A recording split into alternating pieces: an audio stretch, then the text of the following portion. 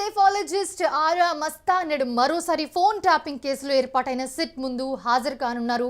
ఈ నెల 2వ తేదీ మొదటిసారిగా హాజరైన ఆయన్ను ఉదయం నుంచి సాయంత్రం 2 దఫాలుగా అంటే ఉదయం అలాగే సాయంత్రం 2 దఫాలుగా విచారించి వాంగ్మూలాన్ని నమోదు చేసుకున్నారు. తిరిగి నేడు రెండోసారి పిలవడంతో అంతటా కూడా ప్రస్తుతం ఒక ఆసక్తి నెలకొంది అని చెప్పుకోవచ్చు. గత అసెంబ్లీ ఎన్నికలకు 3 నెలల ముందు నుండే ఆరా మస్తాన్ ఫోన్లను ట్యాప్ చేయడమే గాక ఆయన కదలికలపై కూడా ఇంటెలిజెన్స్ నిఘా పెట్టినట్లుగా తెలుస్తోంది.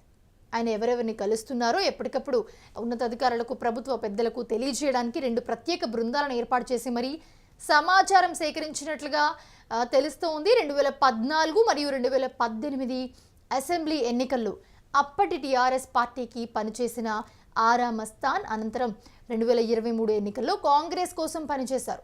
ఆ సమయంలో కాంగ్రెస్ నుండి బీఆర్ఎస్ పార్టీలోకి చేరాలనుకున్న అనేక మంది ముఖ్య నాయకులను కాంగ్రెస్ అధికారంలోకి వస్తుంది అని వెళ్ళొద్దని ఆపడమే కాక అనేక మంది బీఆర్ఎస్ నాయకులను కాంగ్రెస్లో చేర్పించినట్లుగా సమాచారం.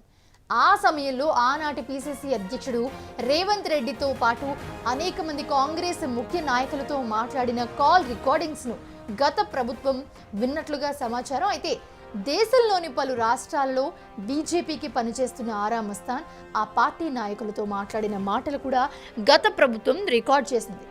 ఈ నెల 24న కేంద్ర హోంశాఖ సహాయ మంత్రి బండి సంజయ్ సిట్కు వాంగ్మూలం ఇవ్వనున్న దృష్ట్యా ఆరా మస్తాన్ బండి సంజయ్ మధ్య జరిగిన సంభాషణలపై సిట్ మరోసారి వాంగ్మూలాన్ని నమోదు చేసే అవకాశం ఉన్నట్లుగా విశ్లేషకులు భావిస్తూ ఉన్నారు.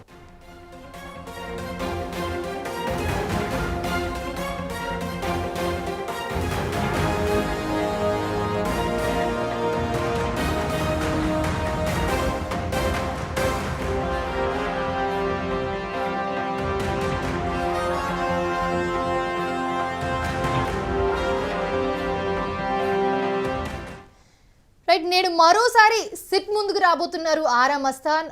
మనకు తెలుసు, రీసెంట్లీ కూడా ఆయన్ని సిట్ విచారించింది. 2 దఫాలుగా విభజించి ఉదయం అలాగే సాయంత్రం వరకు కూడా విచారణ జరిపింది ఫోన్ ట్యాపింగ్ సంబంధించి. అయితే ఈ ఫోన్ ట్యాపింగ్ కేసులో ఏర్పాటైన సిట్ ముందు ఈరోజు హాజరై ఏవేవి విషయాలు మాట్లాడతారు, దేనికి సంబంధించిన విచారణ చేస్తారు, ఎలా ఉండబోతుంది అనేది తెలియాలి.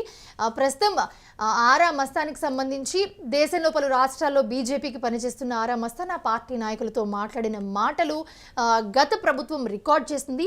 ఈ నెల 24న కేంద్ర హోంశాఖ సహాయ మంత్రి బండి సంజయ్ సిట్కు వాంగ్మూలం ఇవ్వనున్న దృష్ట్యా ఆరా మస్తాన్ అలాగే బండి సంజయ్ మధ్య జరిగిన సంభాషణలపై కూడా సిట్ మరోసారి వాంగ్మూలాన్ని నమోదు చేసే అవకాశం ఉన్నట్లుగా విశ్లేషకులు భావిస్తూ ఉన్నారు.